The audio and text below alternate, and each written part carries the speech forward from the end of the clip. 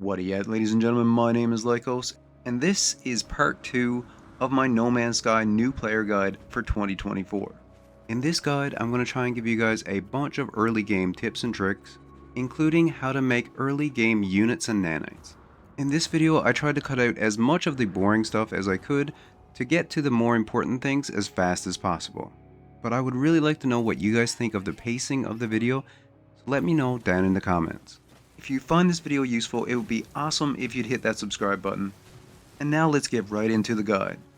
We finished off the last episode gathering up copper with our newly acquired terrain manipulator.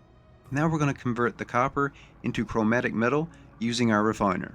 With the chromatic metal, we're going to be able to build our base computer. The base computer is going to give us a whole bunch of blueprints for building our first base. Now, the first planet that the game is going to ask you to build a base on is not an ideal planet. It's probably not going to look exactly like you want, but that's okay because this is only your introduction to base building. Whenever I'm starting a new game, I pretty much build just a little shack for my first base, and I definitely recommend that you wait till later on in the game to get into base building. For starters, this early on in the game, you're not going to have much in the way of base building blueprints, so you're not going to be able to build much of a base now anyway. So later on in the game, once you progress further, you will be able to build a much more impressive base. So as you can see here, we've built the bare minimum base. Now I'm going to put down my refiner so that I can refine some necessary resources. So we're going to refine some pure ferrite into magnetized ferrite so that we can put down our construction research unit. This is going to allow you to research some blueprints. It's very limited this early on in the game, but later on we're going to be able to get an insane amount of building blueprints.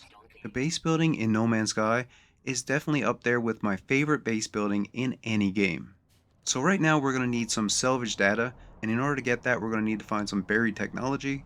So you can find buried technology using your analysis visor, and once we find the icon we're going to mark it so that it will stay on our heads up display.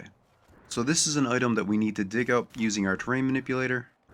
There's quite a few hidden things that you can find buried underneath the ground on planets, and there are also many cave systems on planets as well with some pretty interesting and valuable things in them. But right now we're going to grab up a little bit of salvage data. I'm probably going to only find a couple of these buried technologies, but if you're really into base building and you want to get a lot of blueprints, you're going to need a ton of this salvage data. But that's not something I'm going to worry about right now. Now back at our little base, we can use the salvage data to grab some blueprints, but while we're here, another tip that I have for new players is that you experiment with your refiner. All the different things that you've been collecting throughout your playthrough, I'd put them into the refiner to see if we can make something else out of them. You can get some really useful things by experimenting like this with your refiner. For instance, we can take the living slime, and that converts into runaway mold, and then you can refine runaway mold into nanites. So don't forget to experiment with your refiner. You can find some really useful things. So now let's use our salvage data to grab our base teleporter and the biofuel reactor. Also, we need to grab the wires, which doesn't cost any salvage data at all. And then you'll notice down below that we have the solar panel and the battery. We're going to be using the biofuel reactor for now to power our teleporter, but the solar panel and the battery are excellent for power when you're doing a lot of base building. You can also pop through the tabs here to see what other kind of blueprints that you can get, but base building is definitely something I'm going to be getting into later on in the series. And as I said, this is only a very small amount of the base building blueprints that you're going to be able to get later on. So now we're going to build our teleporter and our biofuel reactor.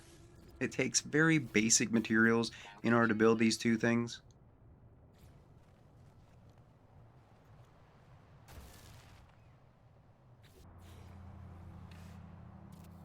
And then we're going to go in and select our wire and make sure that we connect our biofuel reactor to our teleporter. If you want, you can actually turn off base power in your settings, and then everything that's in your base will automatically get power, and then you won't have to worry about building anything like biofuel reactors to power anything in your base. The biofuel reactor is also very simple to power. You just need to put a bit of carbon in there, and with just a little bit of carbon, it lasts quite a long time. Now with teleporters, you're going to need a teleporter to teleport away from your base, but with any of your bases that you build, you can actually teleport to them anytime you want without even having a teleporter there. Just remember that if you want to teleport away from your base, you're going to need a teleporter. Now that we have all of this done, the game is going to send us to our first space station. Now we're going to head into the space station. I'll give you a bit of a tour of the space station and show you some of the more useful things that you're going to want to know. So besides your ship, you're going to see other ships coming and going from the space station. You can actually buy things from the pilots that are coming in, and you can also purchase their ships as well. But now let's go check out the rest of the space station. So up top here we have our technology merchants. These are very important NPCs that you're going to be able to buy upgrades from for your ship, your exosuit, your exocrafts, and your multi-tool. Right now, since we're playing through the game's tutorial, they're going to get us to talk to a few NPCs first. It's also going to send you over to get an inventory slot for your exosuit. You can only purchase one inventory slot here, but for every space station you visit, you can get a new inventory slot. It's very important in No Man's Sky to have as much inventory as you can get because you will notice that you're collecting a lot of stuff in this game. Now, here we have the technology merchant for your exosuit. As you can see, they sell a whole bunch of different upgrades that you can get. These impact stuff like your life support, your movement module, which is your jetpack, your shield, and protection modules as well, so you can get protection from cold, thermal, radiation, stuff like that. Early on for the exosuit, I like to get movement modules because they allow you to travel around using your jetpack a lot more efficiently. Right across from this is the multi-tool technology merchant, and you can actually upgrade your multi-tools here and buy upgrades from the technology merchant, same as you can with the exosuit upgrades. And then right on the side of the technology merchant for your multi-tool, you'll find that there is a multi-tool here that you can buy. There are also technology merchants here for both your ship and your exocraft vehicles, but right now we don't have much in the way of nanites, so we're not going to be able to buy any upgrades just yet. Now down on the lower level you have the teleporter, so you can use the teleporter to teleport back to your bases that you've built and other stations that you visited. Right across from this we have the galactic trade, where you can buy and sell items. Right in the back of the space station you're going to find the starship outfitter. Here you can upgrade your ship and you can scrap it as well. You can actually scrap ships and get a bunch of components from them that you can sell on the galactic trade, or you can scrap ships to get parts to make your own custom ship.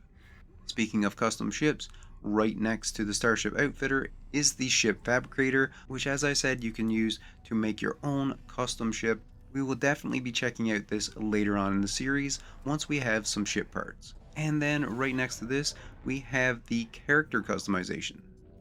I'm just going to go with a very simple classic look, but I'm sure we'll be back here customizing our character again later on. Now that is most of the important things that you're going to need to know about the space station early on in your playthrough, and now the game is going to get us to use the teleporter to teleport back to our base. I'm going to pick up my refiner just to make sure that I don't forget it on the planet. So on our way to our next destination, I've seen that there's actually a planetary archive that's very close to my base.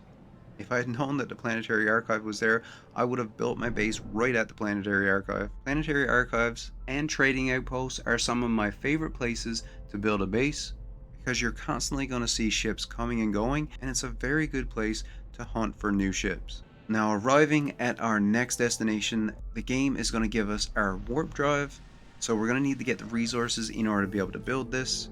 I already have the chromatic metal that I need. If you don't, then you're going to need to find another copper deposit, but getting the microprocessors is going to be a little bit more of a task. You're going to need to buy these from the galactic trade, so we're going to need to get quite a few units in order to get them. So this early on in the game on this particular planet, there are two different things that I'm going to be looking for in order to get units to buy the microprocessors. Number one, we can just get salvage data because it's only going to take 2 or 3 salvage data and we'll have enough. But there are also relics on this planet in caves, so I'm also going to grab a few of those as well. So now that I've collected up a few of these relics that I found in the cave, which happen to be vortex cubes, and gone around and got some more salvage data, I'm going to use my teleporter at my base to go back to the space station and then buy the microprocessors that I need from the galactic trade.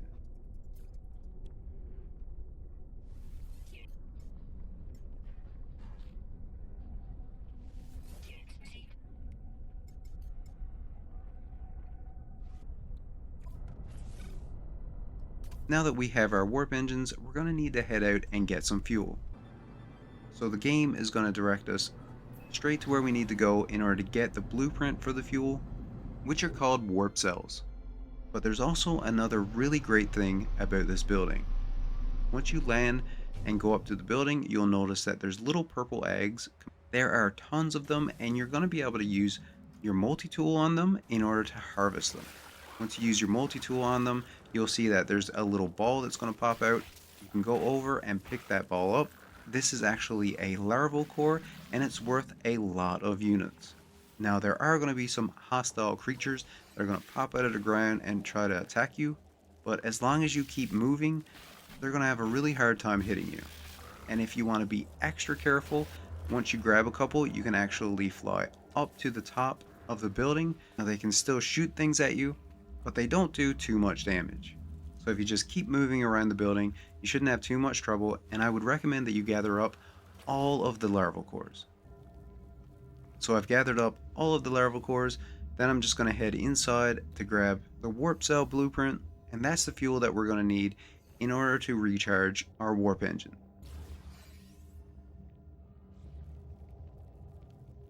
So we need to make our antimatter, then our antimatter housing, and then we combine the two of them together into a warp cell.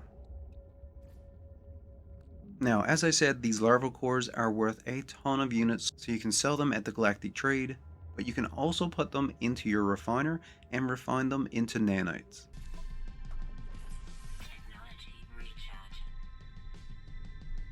So now we're all ready to go to the galactic map and warp to our next system. I hope you're getting some useful information from this series.